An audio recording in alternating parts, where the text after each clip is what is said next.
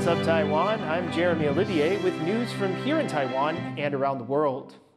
U.S. Commerce Secretary Howard Lutnick says the U.S. wants Taiwan to train American workers and keep it investing in its chip industry. Now, for more on how a U.S.-Taiwan trade deal is unfolding, let's speak to our tech and business reporter, Chris Gorin. So, Chris, Lutnick was quite specific about what the U.S. wants. That's right, Jeremy. He didn't give a specific timeline for when a deal might be reached, but he was very clear about the price of admission. He wants more investment in the U.S. semiconductor industry and, crucially, the training of American talent in advanced semiconductor manufacturing. Well, I'm not going to discuss where we are with the Taiwan deal because we're in the midst of discussions. But the fact is, this administration's goal is to bring semiconductor manufacturing to America, right? You remember TSMC announced a $100 billion increase in their build in Arizona, up to $165 billion. I think when we do a deal with Taiwan, that's even going to be bigger. And of course, they're going to train American workers. The whole objective is to bring the supply chains to America. Now, Taiwan's cabinet, which is leading the negotiations, was asked about this today, but said only that they would provide updates as appropriate. But that specific demand, the training of U.S. workers, has been somewhat controversial here in Taiwan. Some lawmakers have expressed a concern about a potential brain drain of top-tier engineers moving from Taiwan to the U.S. But despite that concern, President Lai Ching-te, in an interview with American media on the same day, seemed to signal support for the U.S. plan, framing it as a way to strengthen ties. Now, here he is speaking through an interpreter. We remain supportive as President Trump seeks investments from Taiwanese semiconductor companies and suppliers in the U.S. We hope Taiwan-U.S. tariff negotiations will not only help reduce the U.S. trade deficit, but also deepen bilateral economic cooperation. So on the surface, at least, not that much daylight between the two sides on this issue. Okay, Chris, so we hear the message. Taiwan's going to invest more in the U.S. But do we know what kind of investment that will be? Will it all be in chip facilities? Well, we don't know exactly how much the investment will be, and keep in mind that the $165 billion US investment that Lutnick just mentioned is already the largest single foreign investment in U.S. history. But in terms of the types of investments that we might see, there's one more clip I'd like to play for you from that Lai interview. And he's asked about whether the U.S. Trump administration's strategy of trying to reach 50% of chip production in the U.S. in the next few years is realistic. Whether this target of 40 to 50% can be achieved within this time frame depends not only on Taiwan's support, but also on the U.S. government's ability to facilitate land acquisition, water and electricity supply, workforce and talent development, and investment incentives. Now that list, land, water, and power, sounds very similar to the services provided at Taiwan's science parks, the industrial clusters where much of Taiwan's chip production is concentrated. And it seems to be in line with the Taiwan government's new proposed Taiwan model of investment: private sector money, help with industrial clusters, and workforce training. So we'll see how lawmakers react to this news here in Taiwan. After all, they will be the ones who have to approve any U.S.-Taiwan deal. But with these comments from both Lai and Lutnick, we do have a little bit more insight into what this deal might look like. Jeremy? Thanks for that, Chris. That was Chris Gorin, live from our Taipei newsroom. In his interview with the New York Times, President Lai also touched on defense spending and China's threats to invade Taiwan. For more on that, we now turn to our reporter, Tiffany Wong. President Lai Ching-te says Taiwan needs to spend more on its defenses, and it needs to do it now. President Lai was speaking at the New York Times Dealbook Summit remotely, telling host Andrew Ross Sorkin that China's military is getting ready to take Taiwan by force by 2027. That's why he's pushing a special $40 billion defense budget to boost military spending over the next several years, a record amount. And the president says it's the only way to achieve peace. We believe that peace is priceless and war has no winners. While we aspire to peace, we cannot harbor illusions about it. Peace must be secured through strength. This comes after opposition lawmakers blocked Lai's defense budget bill from being reviewed. Still, he seems upbeat about the bill's prospects. Lai also sent a message to Beijing, urging Chinese President Xi Jinping to focus on his own country's problems instead of trying to take over Taiwan. Taiwan's growth rate this year is projected to reach 7.37%, while international financial institutions estimate China's growth to be only a little above 4%. We sincerely hope that as China faces economic pressures, President Xi Jinping will focus not on territorial expansion, but on improving the well-being of the Chinese people. This all comes as the U.S. and China seek to resolve trade tensions, something that's raised fears that Taiwan could be on the negotiating table. Washington is Taipei's biggest security backer, and increased defense spending would also benefit America. But at the Dealbook Summit, U.S. Treasury Secretary Scott Bessent wouldn't say whether the U.S. would help Taiwan if war broke out. Taiwan's military is not its only source of strength. The country is set to see its biggest economic growth in 15 years, largely due to its tech dominance. And Taiwan's leaders are hopeful that its key position in the global chip supply chain will help bolster its defenses against China. Scott Huang and Tiffany Wong in Taipei for TaiwanPlus. The U.S. State Department is reaffirming its commitment to Taiwan after U.S. President Donald Trump signed the Taiwan Assurance Implementation Act. The law requires the State Department to regularly review its guidelines on engagement with Taipei. The U.S. has limited official contact with Taiwan since it broke formal ties in 1979, though some restrictions were eased during Trump's first term. The new act could pave the way for more high-level exchanges. State Department spokesperson said U.S.-Taiwan ties are strengthened through routine interaction and shared values. And Taiwan's foreign ministry says the act shows strong bipartisan support from Washington. Taiwan has dismissed Chinese reports of secret meetings between Taiwanese and Dutch military officials earlier this year. They say the allegations were spread by a group with links to the Chinese Communist Party, Alan Liu reports.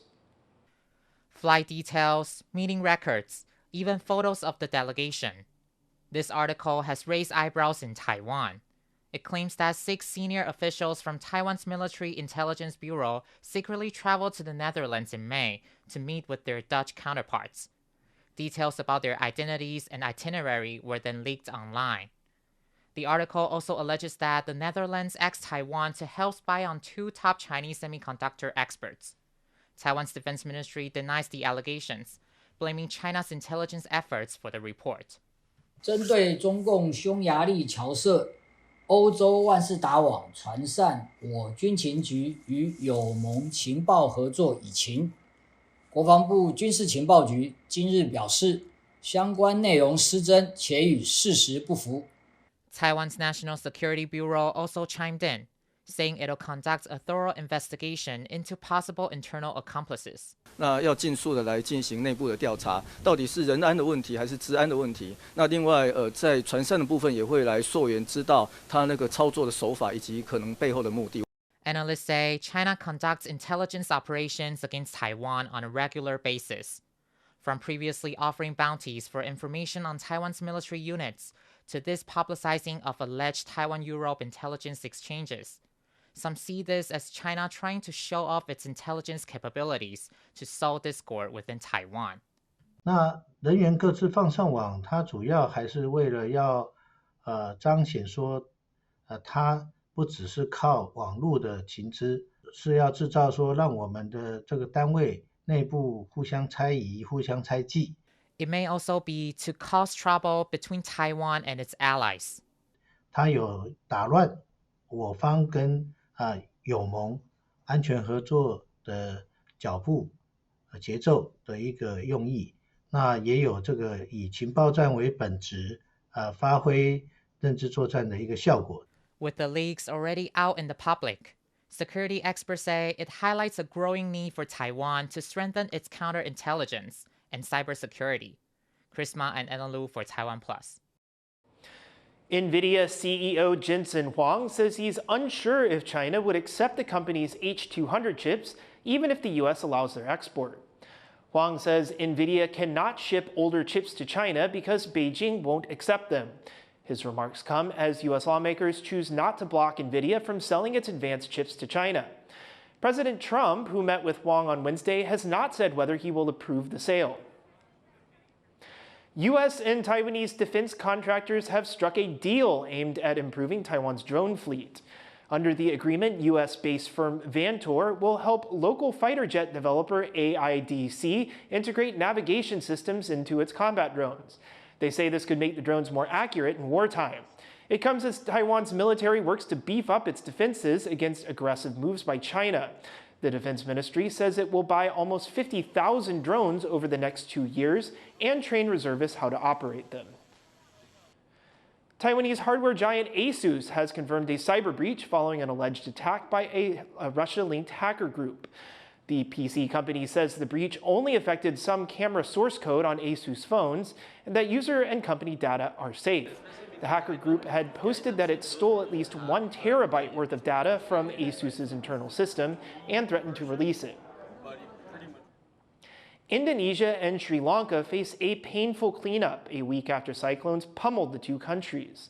Climate scientists say with a warming planet, these kinds of storms could become more regular. John Vantor reports.